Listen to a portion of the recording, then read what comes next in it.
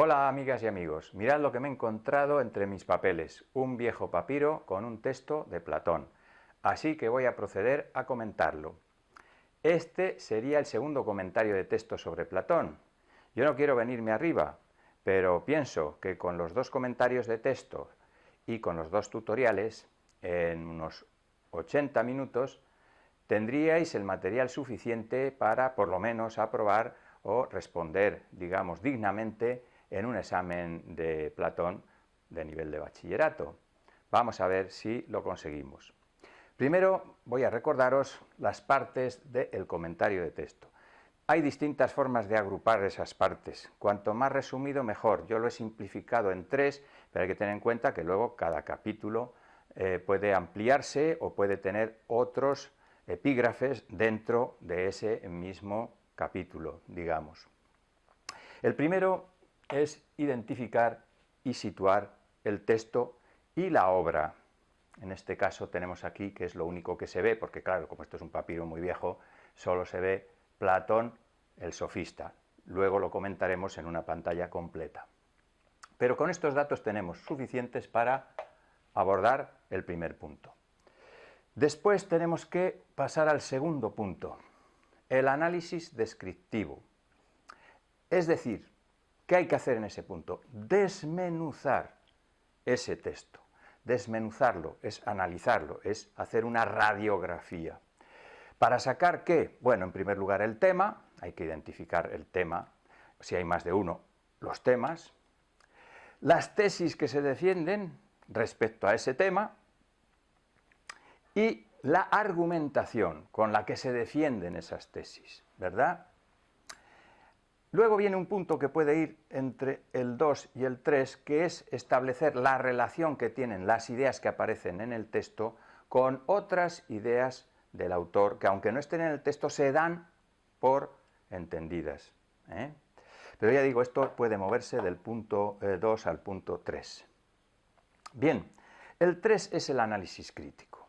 En el análisis crítico, ¿qué podemos decir? Pues todo lo que se nos ocurra a propósito de este texto, pero que no hayamos dicho antes, o sea que puede tener una amplitud, pues depende de nuestra inspiración, de nuestros conocimientos, ¿verdad? Pero no deben faltar en él, pues establecer unas relaciones, continuar el tema de las relaciones, con otros autores, con la época, con otras polémicas. A veces nos piden que hagamos explícitamente una comparación y entonces hay que darle más caña a ese tema. En este texto vamos a ver que se alude a una polémica, por lo tanto igual ya el tema de la polémica lo hemos abordado al hacer el análisis descriptivo, ¿no? Y luego la actualidad. ¿Qué significa la actualidad? ¿Qué vigencia pueden tener estas ideas y estas polémicas en la actualidad? En filosofía, lo bueno que tenemos es que aunque los textos sean muy antiguos, hablan de incógnitas que son perennes en la humanidad, que tenían los antiguos y tenemos nosotros. Ahora tenemos unos datos científicos distintos de los que tenían ellos, pero los grandes problemas son los mismos. Por lo tanto, casi siempre cualquier texto filosófico que lo sea de verdad, pues va a tener un reflejo en la actualidad. Tanto, digamos, en la actualidad, en su aspecto pues, teórico, científico, como político o ético. Y con esto tendríamos, digamos, un comentario de texto completo. Vamos a abordar ahora, como hemos dicho, solo la primera parte, identificar y situar, a partir de dos datos nada más que tenemos aquí. Platón, el sofista. Bien, ¿qué tenemos que decir de Platón y qué tenemos que decir de El sofista, que es la obra donde está este texto? De Platón, datos básicos, ateniense. Situarlo históricamente en la época de esplendor de la antigua Grecia y concretamente de Atenas, que era la ciudad hegemónica en ese momento. De la democracia ateniense, de lo que se llamó la época ilustrada de la ciudad de Atenas, ¿no? y de la cultura griega en general, donde Atenas era la que atraía toda la vida cultural. Es ateniense y discípulo de otro gran ateniense, que es Sócrates. el filósofo ateniense por antonomasia, porque además de filósofo fue un ciudadano ejemplar. Así acabó como acabó, ¿no? Condenado a muerte. Cosa que a Platón le causó un gran trauma. Es un discípulo, además, muy especial. Él mismo se considera continuador de la obra de Sócrates. Y en sus primeras obras, quien habla es Sócrates. Pero quien habla, literalmente, él habla en nombre de Sócrates y expone sus ideas, lo cual se conserva en sus siguientes obras. Todas ellas, la inmensa mayoría de ellas, son diálogos. Y en los diálogos de Platón, este también es un diálogo, vamos ahora a situarle, en los diálogos de Platón se distinguen tres épocas, tres periodos. El periodo de juventud, donde lo que hace es exponer básicamente las ideas de Sócrates y donde Sócrates pues, es el auténtico protagonista del fondo y de la forma. El diálogo de madurez, al cual pertenece el sofista, junto con otros grandes diálogos, los más conocidos de Platón, donde, aunque hable Sócrates o hable, como en este caso, otros, se exponen las ideas de Platón, las ideas más características de él, la teoría de las ideas, su gran, digamos, teoría, ¿no? Y luego está el periodo de senectud, donde corrige algunas de sus ideas, sobre todo en política, ya en sus últimos diálogos. Ya tenemos, pues, situado e identificado el autor y la obra. Ahora vamos a pasar a analizar el texto. Este texto es más largo que el anterior, y no solo más largo, sino, como veréis, más difícil. Lo primero que vais a ver es que el lenguaje es florido, es ampuloso, nos puede parecer ampuloso, también es poético, un diálogo difícil porque no es nuestro lenguaje. Tened en cuenta que en la antigüedad tenían una cosa que nosotros no tenemos, y es tiempo. Tiempo para hablar pausadamente. Yo mismo, como tengo que hablar en este medio, a veces me acelero y la cago. Ellos no, porque hablaban despacio, porque se escuchaban, lo cual les permitía dialogar, porque dialogar es escucharse. Para poder hablar de lo que el otro ha dicho, tienes que haberlo escuchado, una cosa hoy casi exótica, excepto en el mundo científico, por donde no hay otro remedio que escucharse, y también en la filosofía, espero. Bueno, pues entonces la primera dificultad con la que nos vamos a enfrentar es con un texto, ya digo, complicado, por su lenguaje. Por lo tanto, ¿qué tenemos que hacer? Tenemos que utilizar dos técnicas. Una es el resumen. El resumen se puede hacer sobre el propio texto, aunque en el examen esto pues habría que ver cómo se encaja. Se puede hacer o en sucio o mentalmente, o haciendo algún tipo de subrayado que no se confunda con el segundo, con el auténtico subrayado. Tiene que ser el resumen coger fragmentos del texto y unirlos, de manera que el texto haya quedado reducido con las mismas palabras, como vamos a ver luego, lo vamos a reducir, para que sea más comprensible. Es decir, vamos a quitar la paja, teniendo cuidado de no echar lo bueno en la paja, ¿no? Bien. Y la segunda cuestión, más importante, porque esa sí suelen pedirla, y ahí hay que tener mucho cuidado, es el subrayado. El subrayado, luego lo veréis también en el texto, aquí no sé si se ve, debe ser de palabras clave, de palabras de las cuales tú luego vas a decir algo, o de frases que son también clave. No vale confundir el subrayado como una especie de resumen, ¿no? Subrayo casi todo. Si subrayas casi todo, haces una mezcla de lo primero y de lo segundo, y puedes dar la impresión de que no tienes las ideas muy claras. No, subrayado poquito y lo que vayas luego a comentar. ¿De acuerdo? Bueno, pues vamos a pasar a el tema del análisis descriptivo. Realmente parece que hay una especie de lucha de gigantes a causa de la disputa que entre sí tienen acerca del ser. ¿Cómo? Los unos hacen bajar a la tierra todo desde el cielo y lo invisible, asiendo literalmente con sus manos rocas y encinas, y cogidos de éstas, afirman que es únicamente lo que ofrece resistencia y tacto, y defienden como idéntico cuerpo y ser. Y si alguien de los otros dice que lo que no tiene cuerpo existe, lo desprecian en absoluto y no quieren oír otra cosa. Hablas de una gente tremenda. En verdad que yo también me he encontrado con bastantes de estos. Pues también los que disputan contra estos desde arriba, en cierta región de lo invisible, se defienden con mucha precaución, sosteniendo que ciertas formas inteligibles o incorpóreas son el verdadero ser, y los cuerpos que defienden los otros y que llaman esos otros verdad, desmenuzándola en sus razonamientos, la llaman un llegar a ser que se da como si fuera ser. Y entre unos y otros una batalla interminable, amigo Teéteto, se da siempre. Y considerarán que el alma está entre las cosas que son. Sí. ¿Y qué más? ¿No dicen que un alma es justa y otra injusta, una prudente y la otra insensata? ¿Y qué han de decir? ¿Es que no será cada una de ellas lo que es por participar de la justicia y por la presencia de esta y lo contrario de los contrarios? Sí, también reconocen esto. Entonces, lo que es posible que se presente o que falte en otra cosa, afirmarán que es en absoluto algo. Lo afirmarán, pues. Pues existiendo la justicia y la prudencia y las restantes virtudes y sus contrarios, y también el alma en la que éstas están, dirán que algo de estas cosas es visible y tangible, o que todo es invisible. Es verdad que casi nada de esto es visible. Pues, ¿qué hay de lo que es tal? ¿Es que dicen que tiene cuerpo? A todo esto no responden de idéntica manera, sino que les parece que la misma alma tiene cierto cuerpo, y por lo que hace a la prudencia y a cada una de las otras cosas que has preguntado, sienten vergüenza en atreverse a confesar que no están ninguna entre las cosas que son, o a sostener que todas son cuerpo.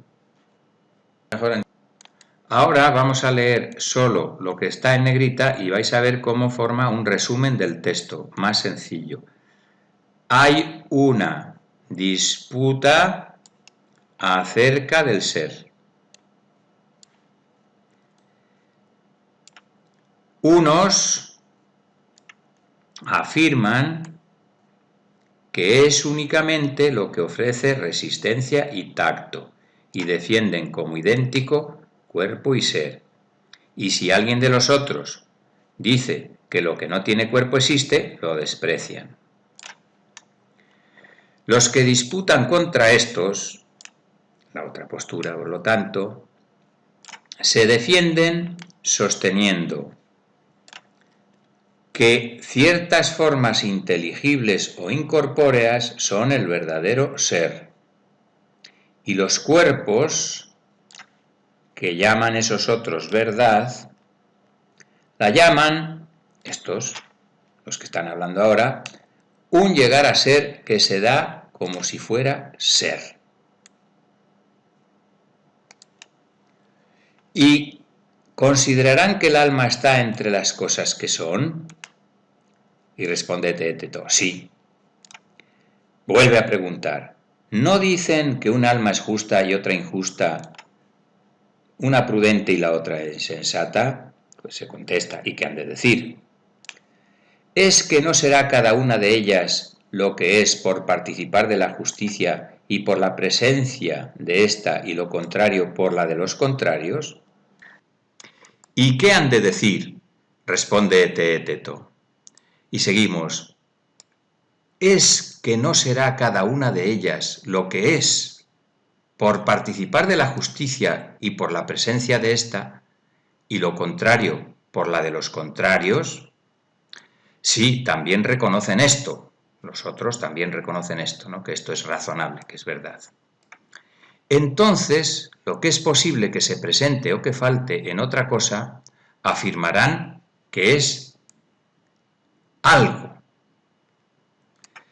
Pues, existiendo la justicia y la prudencia, y las restantes virtudes y sus contrarios, y también el alma en la que estas cosas, estas virtudes y sus contrarios están, dirán que algo de estas cosas es visible y tangible, o que todo es invisible. Claro, Teéteto dice, es verdad que casi nada de eso es visible. ¿Es que dice que tienen cuerpo? ¿Dicen acaso ellos que tienen cuerpo estas cosas?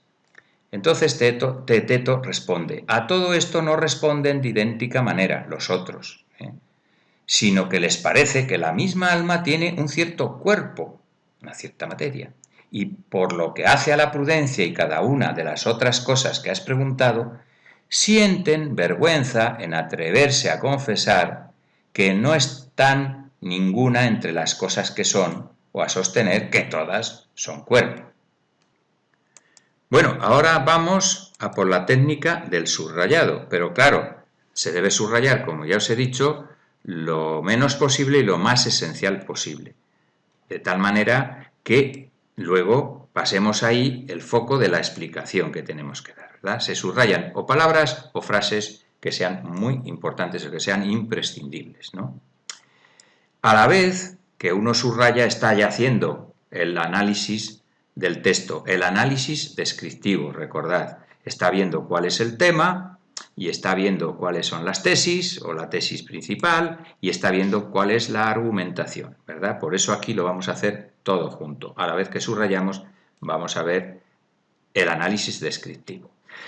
Bien, lo primero que tenemos que ver ya en esta primera parte, en las primeras, digamos, en los primeros párrafos, en la primera parte del diálogo, es que aquí hay un debate, una disputa ontológica acerca del ser o también acerca de la realidad, el ser y la realidad, que son lo mismo.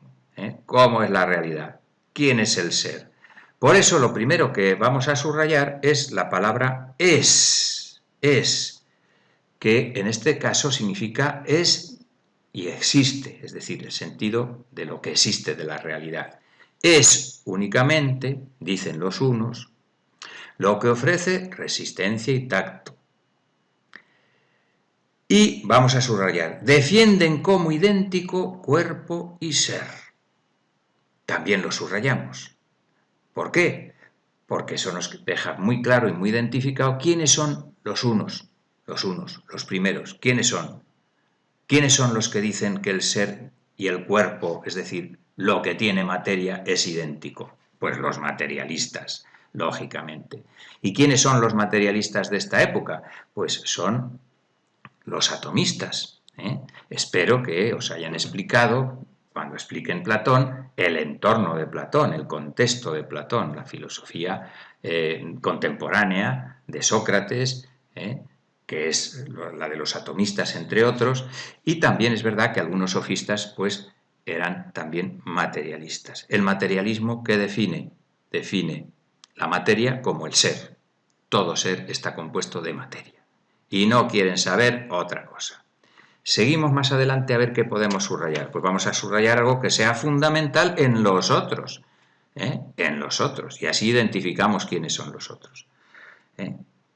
Ya nos dan una pista, porque dicen, los que disputan contra ellos, contra los materialistas, desde arriba, o sea, ya están más por alto, ¿no?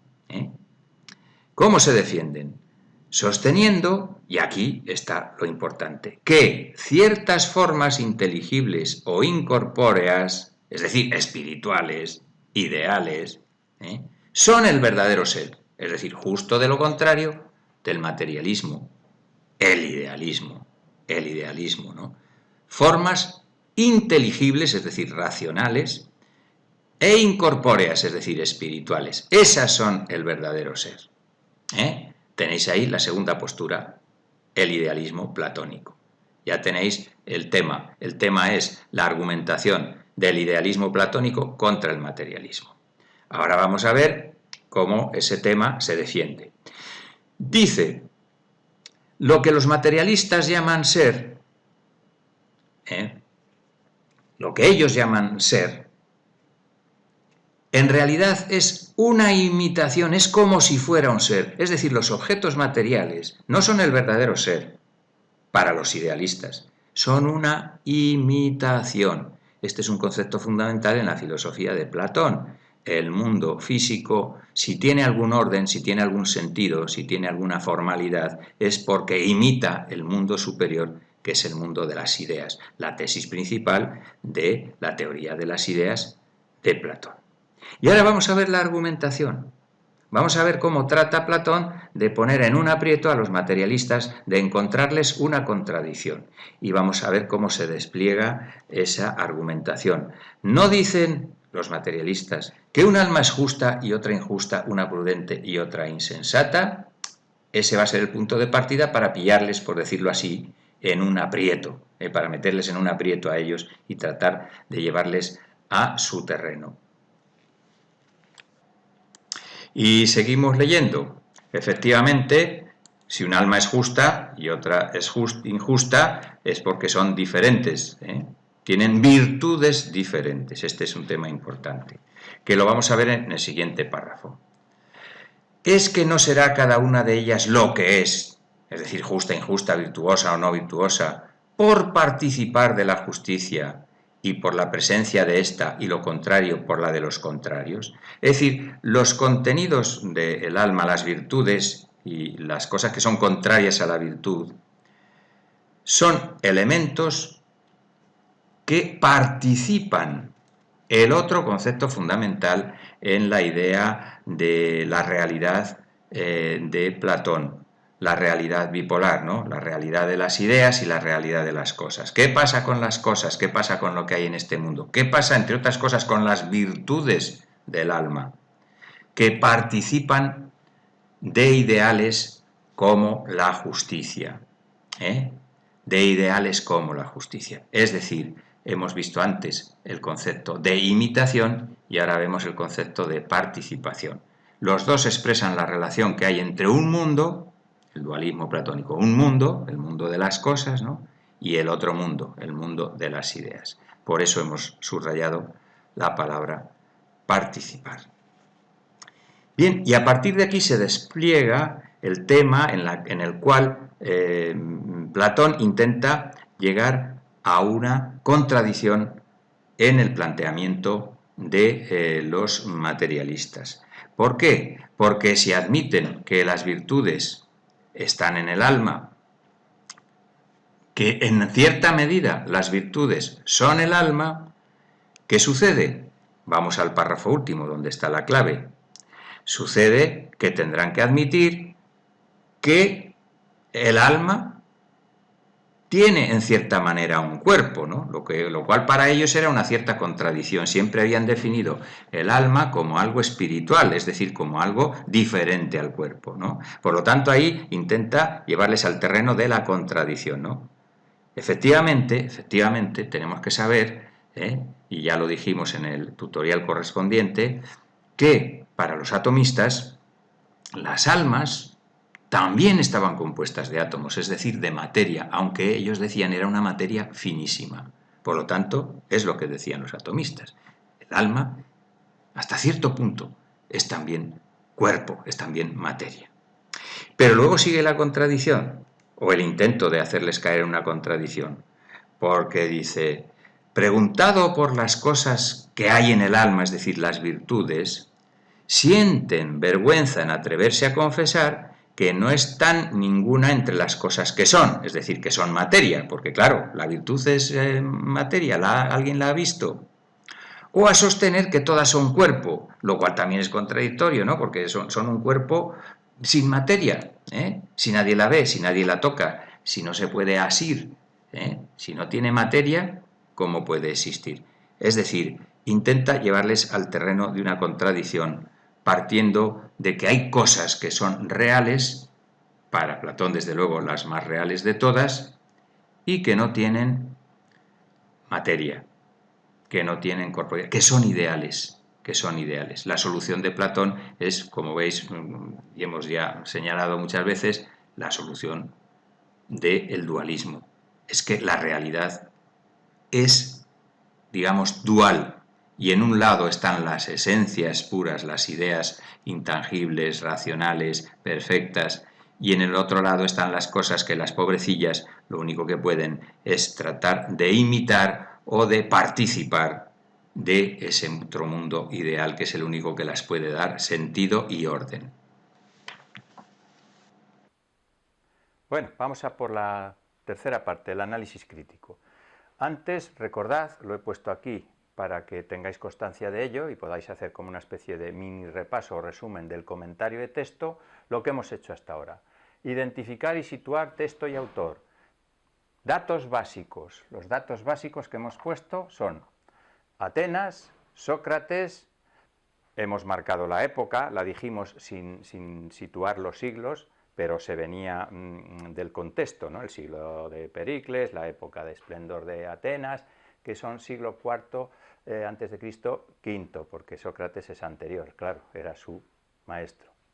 También hemos situado la obra, el sofista, en los diálogos de madurez. En el análisis descriptivo, aquí va a ocupar bastante, porque claro, aquí es donde está la polémica con los materialistas. ¿Cuál es el tema? Pues el tema es el idealismo platónico, claro está, que se está defendiendo ahí, ¿verdad? ¿Cuál es la tesis? Pues la superioridad de las ideas, por eso es un idealismo, ¿no? Porque las ideas son superiores tanto en el plano de la realidad, que es al que se alude aquí, como en el plano del conocimiento, que eso ya lo diremos luego. La argumentación, ¿en qué se basa? En las contradicciones del materialismo, que ya vimos, ¿no?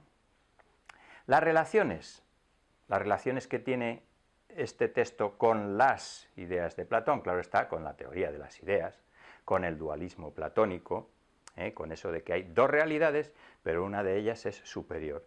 Y es superior en lo, digamos, ontológico, es decir, en lo que respecta al ser, el ser de las ideas es superior, como también lo va a ser, y esto se puede decir ya en el análisis crítico, o en el anterior, ya digo que este punto se mueve, lo es también en el aspecto del conocimiento, ¿no? También en el conocimiento, claro, las grandes ideas son superiores a los datos empíricos, que solo crean opinión. Pero eso, ya digo, entra ya en el análisis crítico porque eso no está aquí. Y en el análisis crítico podemos decir todo lo que no está aquí, pero se deduce de lo que está aquí. Por ejemplo, el idealismo platónico, que abarca no solo al ser, sino también al conocer. Bien, aparte de esto, ¿qué más podíamos decir en este análisis crítico? Pues yo lo he reducido a 2 puntos. Como ya hemos desarrollado la polémica con el materialismo y hemos visto la argumentación del idealismo platónico contra el materialismo, hay que ver cómo se defenderían los materialistas. ¿Qué dicen ellos? ¿Qué dirían ellos frente a lo que dice Platón? Porque aquí no aparecen. Bueno, a mí se me ocurre que podrían decir 2 cosas. De hecho, las dijeron, ¿no? La primera es que efectivamente reconocen los atomistas que el alma es parte del cuerpo. Por eso tiene cierta corporeidad, porque es parte del cuerpo. Por cierto, eso está muy cerca de lo que pues, muchos pueden pensar, ¿no? Ellos no lo explicaban con neuronas y vísceras, porque no tenían ese conocimiento del cuerpo humano todavía, y lo expresaban en su teoría atomista diciendo que el alma está compuesta de átomos finísimos. Pero al fin y al cabo, en último término, es materia. Luego, el alma puede ser materia. ¿Quién nos dice a nosotros que no? Y demostrad vosotros que es espíritu. Hay una argumentación. Y ahí viene el segundo argumento de los materialistas. Ellos dicen, los idealistas, el alma es espiritual porque tiene características espirituales, tiene prudencia, tiene justicia, tiene virtud, y esas cosas no son materiales, no se ven. ¿Qué dirían los materialistas? Ay, amigos, pero es que la materia es diversa y la materia puede tener distintas propiedades. De tal manera que la materia, algún tipo de materia, puede llegar a tener sentimientos, pensamientos, ideas, y por lo tanto puede llegar a una conducta libre dentro de lo que cabe, claro, dentro de las circunstancias, una conducta autorregulada, una conducta de autocontrol o autodominio sobre sí misma. Y eso sería las digamos, características del alma humana, o mejor dicho, que el alma humana da al cuerpo humano, a esa unidad. Esa sería la argumentación, creo yo, de los materialistas. El segundo punto que veríamos es la actualidad de esta polémica. Y en la actualidad de esta polémica veríamos algo muy interesante.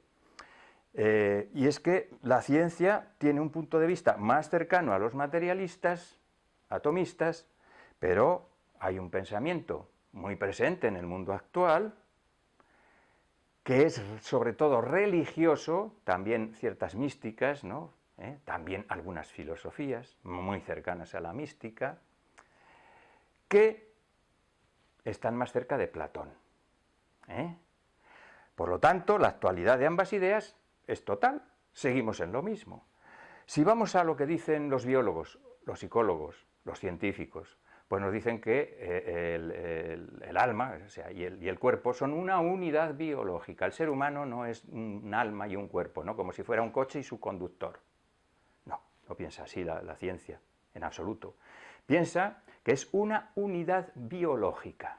Como es una unidad biológica, pues el chimpancé que teníamos un día por aquí colgado, o el perro, o cualquier otra cosa que esté viva. Una unidad biológica. Por lo tanto, en último grado, nuestras operaciones, digamos, más elevadas o más sutiles, radican en algo de materia, neuronas, etc. Por lo tanto, la ciencia estaría más con los materialistas, ¿verdad? Ay, que se me mueve todo, por eso mi letra no sale siempre bien, materialistas. Pero la religión, ¿qué diría? Bueno, detrás de esa materia hay algo intangible, como decía el texto de Platón, algo intangible, pero también que se puede conocer, que es el alma. Por lo tanto, la religión, la mística y algunas filosofías están más cerca del idealismo, porque si el alma está detrás de todas esas cosas y es la responsable de todas esas cosas, como dice Platón, pues es que el alma es más importante que el cuerpo, ¿verdad? Bueno, pues ahí dejaría yo el comentario, porque dar opinión personal es muy comprometido y ahí ya estás explicando, ya estás haciendo un análisis crítico del cual ya se puede deducir además qué es lo que piensas, ¿verdad? Venga, pues espero que os sirva de ayuda y hasta la próxima. Salud.